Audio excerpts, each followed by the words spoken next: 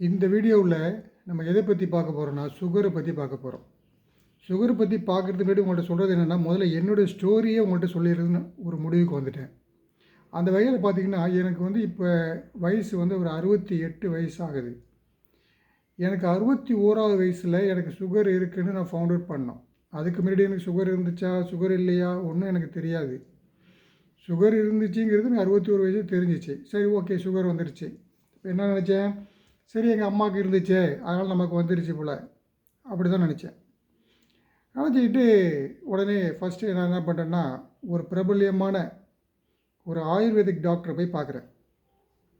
அவர் என்ன சொல்கிறாரு, என்னுடைய பிளட் ரிப்போர்ட்லாம் எடுத்து சொன்னார். பார்த்துட்டு ஓகே, ஒன்றும் பிரச்சனை இல்லை, உங்களுக்கு குணமாக்கிடலான்னார். என்ன சொன்னாருங்க, குணமாக்கிடலான்னு சொன்னார். கண்ட்ரோல் பண்ணலான்னு சொல்ல, குணமாக்கிடலான்னு சொல்கிறார். எனக்கு ரொம்ப சந்தோஷம். ஆஹா, எவ்வளோ பேர் கஷ்டப்படுறாங்க, இது லைஃப் ஃபுல்லாக வச்சுட்டு கஷ்டப்படுறாங்க, மருந்து மாத்திரைன்னு இவர் குணமாக்கலான்னு சொல்கிறாரு. ஓகே சார், அப்படின்னா மெடிசன் கொடுங்க, நான் கண்டினியூ பண்ணுறேன்னு சொல்லிட்டேன். உடனே எழுதினார், ஒரு பக்கத்துக்கு எழுதினா மெடிசன் அவர்கிட்டே அவைலபிள், வெளியில் வாங்குறது இல்லை. இந்த ஆயுர்வேதிக் மெடிசன் அவர்கிட்ட தான் இருக்கும். போய் கொடுத்து எவ்வளோன்னு கேட்டேன். 30,000 ரூபா ஒரு மாதத்துக்கு உள்ள மெடிசன். இப்போ நான் என்ன திங்க் பண்ணுறேன், சரி பரவாயில்ல, நம்ம லைஃப் ஃபுல்லாக மருந்து மாத்திரை அது இதுன்னு இப்படி சாப்பிட்டுட்டு இருந்தோம்னா நமக்கு இந்த செலவு தாண்டி தானே வரும். பரவாயில்ல, 30,000 கொடுத்து வாங்குவோம். வாங்கியாச்சு. ஒரு 2 கேரி பேக் ஃபுல்லாக கிட்டத்தட்ட ஒரு 15-20 டப்பா கேப்சூல்ஸ் அதை எடுத்துகிட்டு வந்துட்டு ஒரு 3 வேளைக்கு சாப்பிட்றதெல்லாம் இல்லை. அதை எப்படி சாப்பிட்ணும், 1.5 மணி நேரத்துக்கு ஒரு கேப்சூல், 2 மணி நேரத்துக்கு ஒரு கேப்சூல், இப்படி ஒரு பகல் ஃபுல்லாக இந்த டேப்லெட்ஸோடே இருக்கணும். சாப்பிட்டாச்சு. ஒரு மாதம் முடிஞ்சிச்சு. திரும்பி அவர்கிட்ட போகிறேன். சார், ஒரு மாதம் மெடிசன் எடுத்துட்டேன். திரும்பி என் பிளட் டெஸ்ட்டு அது இது எல்லாத்தையும் கொண்டு வர சொல்லி பார்க்குறாரு. அதை திரும்பி எழுதுகிறார் அதே 30,000 ரூபாய்க்கு. திரும்பி வாங்கியாச்சு 2வது மாதம். திரும்பியும் சாப்பிட்டாச்சு. இப்போ என்னாச்சு, ஹெச்பி1சி லெவலில் ஒரு பாயிண்ட், அதாவது வந்து அப்போ எவ்வளோ இருக்குன்னு நினச்சிக்கிறேன், ஒரு 9 பாயிண்ட் சம்திங் இருந்துச்சுன்னு நினைக்கிறேன். அதில் இப்போ 8 பாயிண்ட் சம்திங் வந்துருந்துச்சு. உடனே அவர் கொஞ்சம் குறைச்சார். எவ்வளோ குறைச்சாருங்க, டேப்லெட்ஸை அந்த கேப்சூல்ஸை குறைச்சிட்டு 30,000 வாங்கினதை 20,000 ஆக்கினார். சரி, அதையும் சாப்பிட்டாச்சு.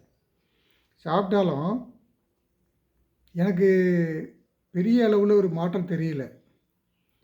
தெரியலன்னா எனக்கு அந்த பழையபடி உடம்புல உள்ள அந்த சில அறிகுறிகள் வந்து காட்டிகிட்டு தான் இருக்குது.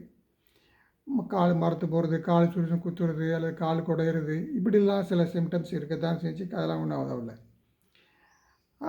ஓகே பார்த்தேன். சரி, திரும்பியும் போனோம்னா இது வரைக்குமே ஒரு 80,000 ரூபா கொடுத்தாச்சு 3 மாதத்தில்.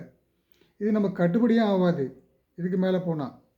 அப்படின்னு என்ன பண்ணேன்னா, அவர்கிட்ட போகிறத நான் ஸ்டாப் பண்ணிட்டேன்.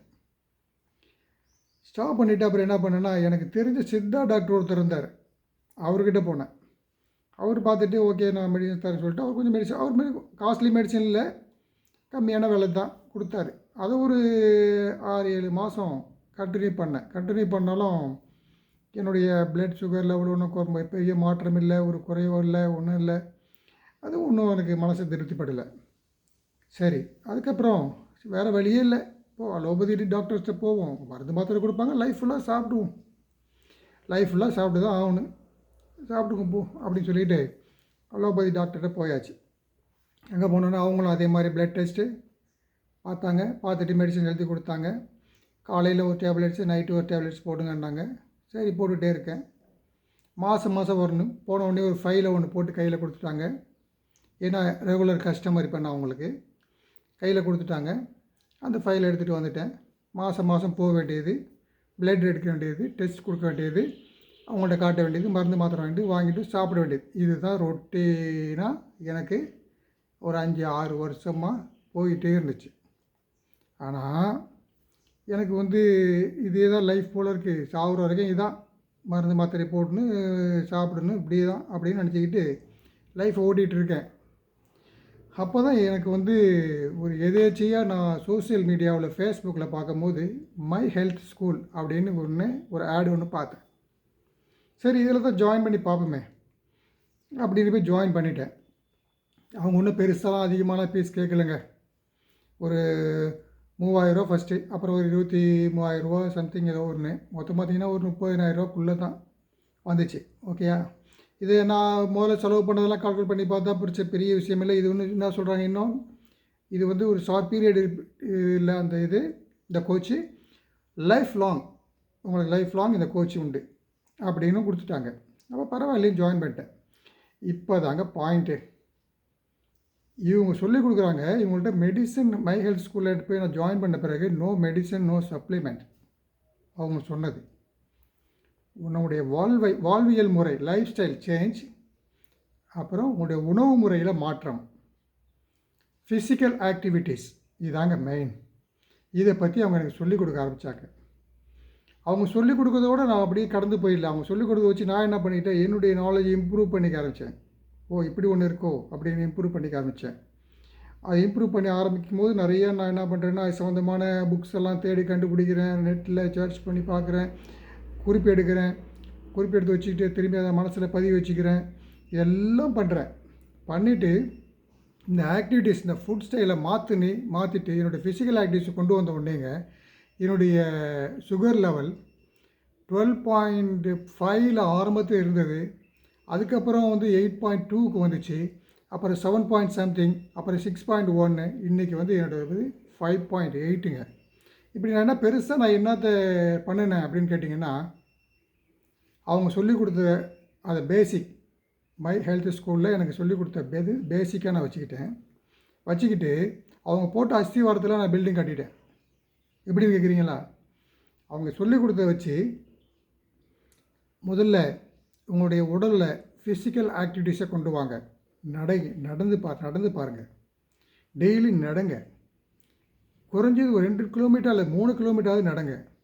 அப்போ அதுக்கு பிறகு நீங்கள் என்ன செய்யுங்க, வந்துட்டு ஒரு 5 மினிட்ஸ் 10 மினிட்ஸ் அல்லது ஒரு 1/2 hour லேட்டர் நீங்கள் சிம்பிளாக ஒரு கொஞ்சம் யோகா செய்யுங்க. ஒரு 1/2 hour கொஞ்சம் யோகா செஞ்சு பாருங்கள்.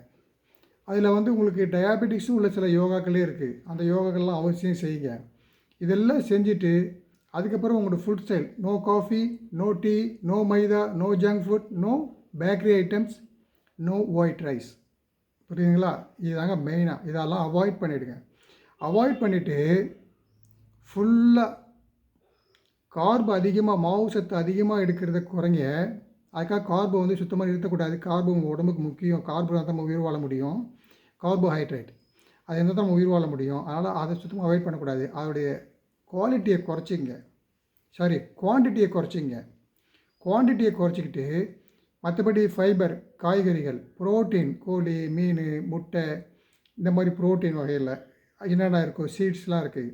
அந்த மாதிரி சீட்ஸ் எல்லாம் நீங்கள் ஃபுட்டில் வந்து சேர்த்துக்கிட்டு இதோடு சேர்த்து உங்களுடைய ஃபிசிக்கல் ஆக்டிவிட்டீஸும் கொண்டு போனீங்கன்னா உங்களுக்கு ஆட்டோமேட்டிக்காக குறையுது. நான் என் கண் கூட பார்த்தேங்க. இப்போ எனக்கு எவ்வளோ தெரியுங்களா? 5.8ங்க. இப்போ நான் எடுத்து சொல்கிறது வந்து ஒரு 1.5 month முன்னாடி நான் எடுத்த பிளட் ரிப்போர்ட்டுங்க.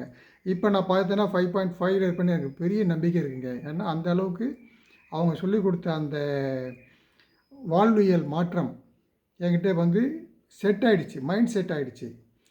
சாப்பிடுவேன். காலையில் பிரேக்ஃபாஸ்ட், மதியம் லஞ்சு, நைட் டின்னர். இதை சாப்பிட்டு முடிச்சிட்டேன்னா ஒரு 10 மினிட்ஸ் கழிச்ச உடனே ஆட்டோமேட்டிக்காக 10 to 15 மினிட்ஸு எங்கே இருக்கணும் அந்த ஏரியாவில் ஒரு 10 மினிட்ஸ் மிதமான ஒரு நடை நடப்பாங்க. இது பெரிய ஒரு ஒர்க் ஷாப்புங்க. பயங்கரமான ஒரு எஃபெக்டிவ் உள்ள ஒரு நடங்க இது.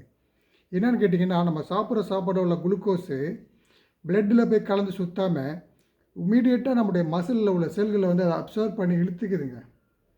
இப்படி எடுக்கும்போது நமக்கு வந்து அந்த பிளட் குளுக்கோஸ் போய் டெஸ்ட் பண்ணிங்கன்னா இருக்காது, குறைஞ்சிடும். நீங்கள் சாப்பிட்டு ஃபாஸ்டிங்லேயும் பாருங்கள், பிபிலையும் பாருங்கள். பிபி மீன்ஸ் நீங்கள் சாப்பிட்டு 2 மணி நேரம் கழிச்சு எடுக்கிறீங்களா, அந்த டெஸ்ட் அதுலேயும் பாருங்கள். எதுலேயுமே உங்களுக்கு சுகரை வந்து அதிகமாக காட்டாது. இதை மட்டும் ஃபாலோ பண்ணி நம்மளுடைய லைஃப் ஸ்டைலில் நம்மளோட ஃபிசிக்கல் ஆக்டிவிட்டீஸை நம்ம கொண்டு வந்துட்டோம்னாங்க, ஐயோ சுகர் வந்துருச்சு என்ன செய்யுதுன்னு மண்டையை தலையில் கை வச்சுட்டு உட்கார வேண்டியதில்லை. ஈஸியாக அதை நம்ம கடந்து போயிடலாம். எந்த ஒன்றுமே வந்து நம்மளை மீறி நம்மக்கிட்ட ஒன்றும் நடக்க போகிறதில்ல. நம்மளுடைய உறுதியான ஒரு மனசு, நம்மளால் முடியுங்கிற ஒரு நம்பிக்கை, இதை வச்சுட்டா இந்த சுகருங்கிறது ரொம்ப சர்வசாதாரணமுங்க. அதனால் மேலும் இது சம்மந்தமாக நான் உங்களுக்கு வீடியோ பதிவுகளை போடுறேன். நீங்கள் இது பிடிச்சிருந்துச்சுன்னா ஒரு லைக் பண்ணுங்கள், அப்படியே சப்ஸ்கிரைப் பண்ணுங்கள். இந்த மாதிரி வீடியோஸில் நீங்கள் அடிக்கடி பார்க்கணுங்கன்னா பக்கத்தில் ஒரு பெல் பட்டனை கிளிக் பண்ணுங்கள். அவசியம் இதை மற்றவங்களுக்கும் ஷேர் பண்ணுங்கள். நன்றி, வணக்கம்.